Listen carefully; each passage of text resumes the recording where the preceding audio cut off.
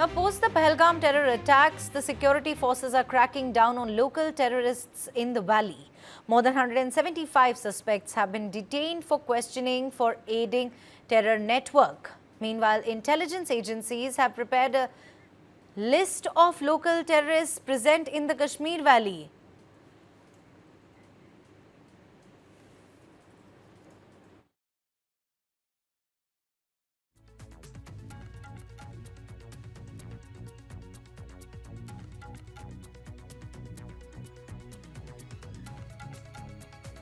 Local terrorists are said to be active in Kashmir.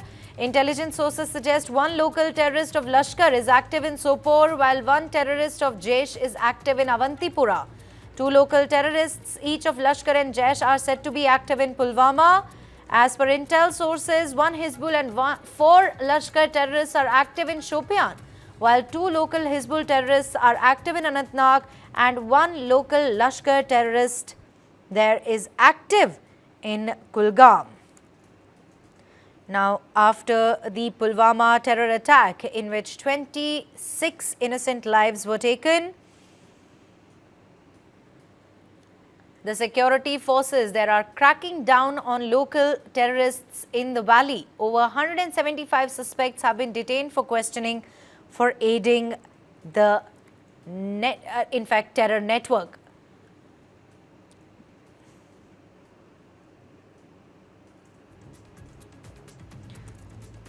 Let me quickly go across to Major General S.B. Asthana, defense expert and former DG Infantry. A very warm welcome to you. Sir, what does this really tell us? How deep and widespread is the overground network, sir? These overground workers network who are very shamelessly supporting these terrorists. This network is quite intense. It's well entrenched. And this network survives on the terror funding. For the terrorists, this network is very essential because without them, they cannot operate. Because this OGW network, the sleeper cells and the collaborators, they provide the information, they provide logistics, they provide them food, shelter, and everything. So without them, it is not possible for them to operate. Now, why some Kashmiris do choose to be collaborators? One of the factor is money, because it's quite lucrative. And in past, there was a fair amount of unemployment. And some of the unemployed youth, they thought that in case you collaborate and get a fair amount of money, what's the harm? Something like that. So one is that. Second is coercion. Sometimes the terrorists have a modus operandi that they pick up somebody from their family, and thereafter they coerce and blackmail that if you don't do this for us, consequences will be different, or your family will be wiped out or otherwise.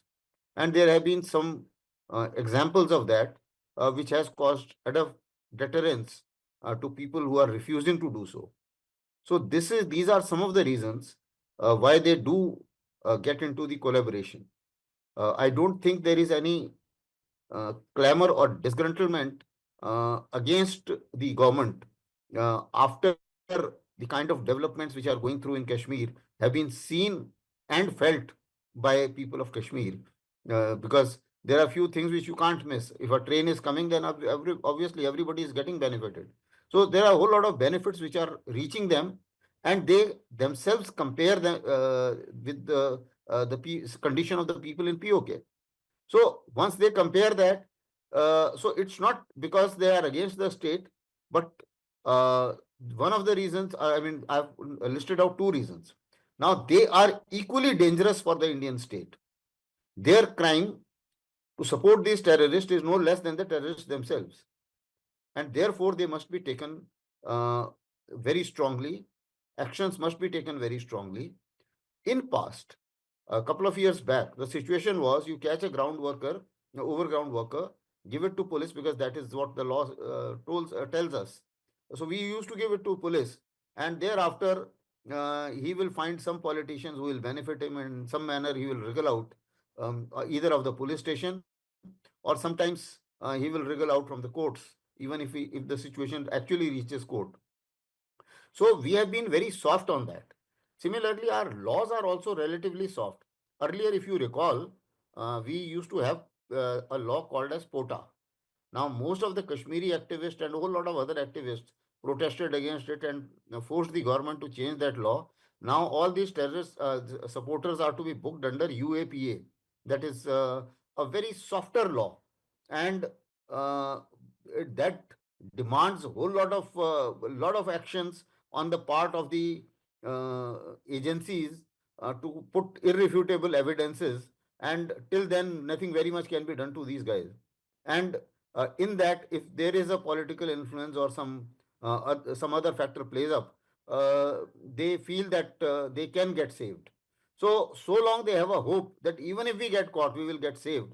Uh, the the network of collaborator is not diminishing. So I think we need to be acting very strongly, and some of the news which you read out is basically indicating that now we are getting after the collaborators, we are getting after the terrorists, and all these terrorists who are there. The security forces know that there are 80, 90 of them, and some kind of identity as well as acquaintance is also there. Now we need to nab everybody who is in any way connected with them.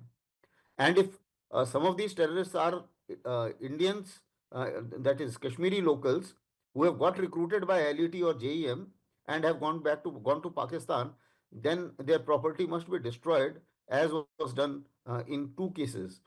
So I think government of India is acting in the manner in which it is supposed to be, and the collaborators is certainly a concern for the simple reason because, like it or not, whatever we may say, the fact is that the terror attack did take place in Indian territory, and the Pakistanis, they did intrude into India.